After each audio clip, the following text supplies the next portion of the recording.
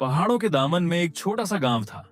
सुबह के वक्त जब सूरज की किरणें बर्फ से ढके पहाड़ों को चूमती तो यूं लगता जैसे आसमान ने सोना बरसाया हो।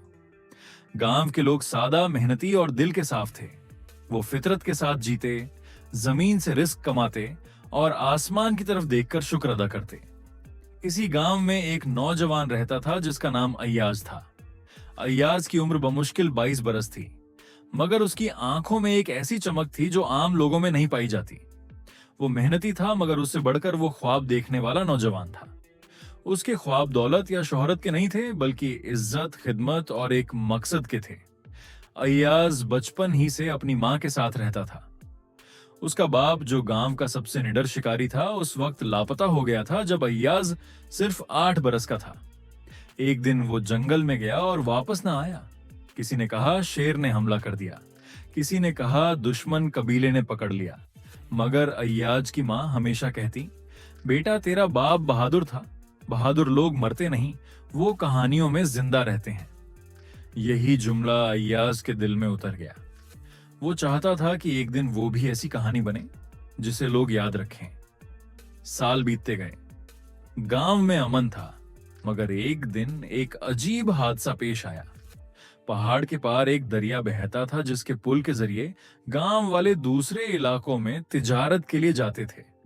एक रात दरिया में तोरियानी आई, पानी शोर मचाने लगा, बिजली कड़कने लगी और सुबह जब लोग जागे तो देखा कि पुल बह चुका है। गांव के बुजुर्गों ने कहा, अब कोई दरिया पार नहीं जा सकता, वहां खतरनाक जंगली इलाके हैं और दरिया इतना गहरा हो गया है कि अगर कोई उसमें गिरा तो उसका नामो निशान मिट जाएगा। लेकिन वो पुल गांव की जिंदगी थी।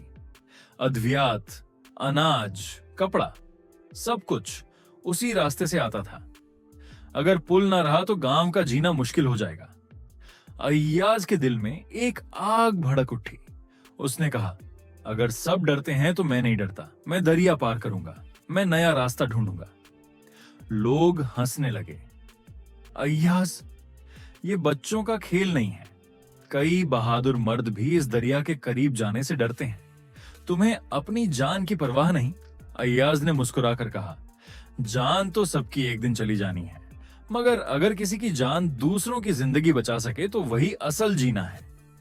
ये सुनकर गांव में खामोशी छा गई। उसकी मां की आंखों में आंसू थे, मगर लबों पर दुआएं। अय्याज ने अगली सुबह सफर का फैसला कर लिया।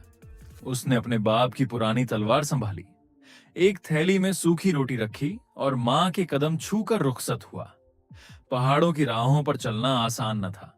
कांटे, पत्थर, जंगली आवाजें, ठंडी हवाएं, सब उसके रास्ते में रुकावट बने हुए थे, मगर उसके कदम नहीं रुके। 3 दिन के सफर के बाद वो डेरिवेटिव के किनारे पहुंचा। दरिया गजबनाक था, पानी का शोर आसमान तक जा रहा था। अय्याज ने अपने बाप की बात याद की, जो बचपन में अक्सर कहता था उसी, बेटा बहादुरी ये नहीं कि डर ना हो, बहादुरी ये है कि डर के बावजूद आगे बढ़ा जाए।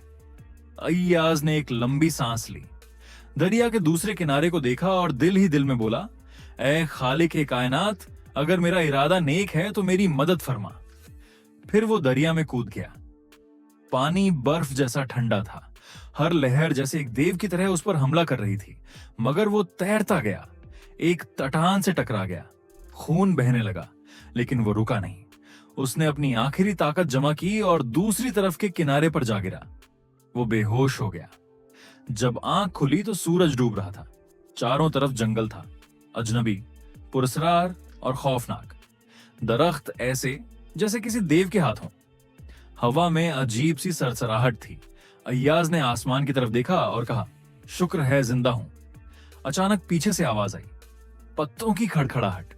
वो पलटा तो देखा कि चंद आदमी खड़े हैं, हाथों में नेजे, जिस्मों पर खालों के कपड़े।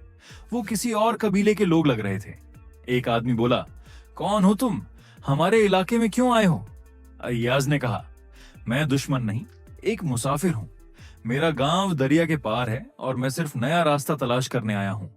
उनके सरदार ने उसे गौर से देखा। वो बूढ़ा मगर बारूद शख्स था। उसने कहा, हमने कई सालों से इस